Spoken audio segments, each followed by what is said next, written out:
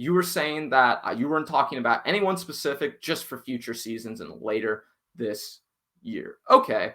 So I think, like I was explaining earlier, the main thing is that, and you already mentioned that you were understanding this better. What people need to understand is salary cap matters, of course, right? Every year you need to be paying attention to that. But what really matters from a fan perspective, from the GM's perspective, is the adjusted salary cap. That's the rollover that the team has from the year prior added with that year's salary cap. So when I was showing you earlier, a team like the Cleveland Browns, who have $30 million of rollover money, they're able to add that to that year's salary cap. And that's awesome. That's perfect.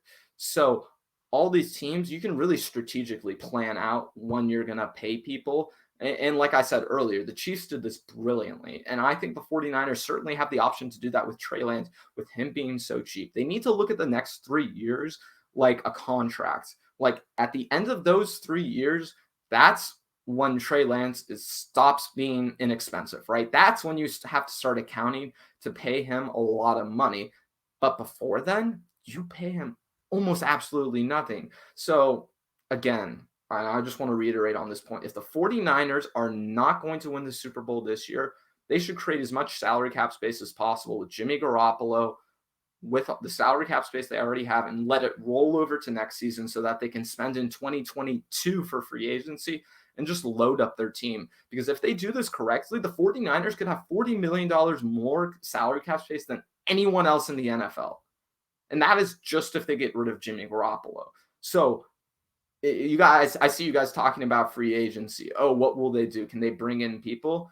None of this stuff is going to matter, because guess what? If the 49ers do cut Jimmy, and this is when I get really excited, like I said, they can spend more money than anyone else by far. And what I showed you guys earlier with the Cleveland Browns, with them having $30 million extra dollars this season, that's the most anyone's almost ever had for this type of scenario. And they were a playoff team. So if the 49ers are a playoff team this year with Trey Lance, and it's best case scenario, he's playing early on, right?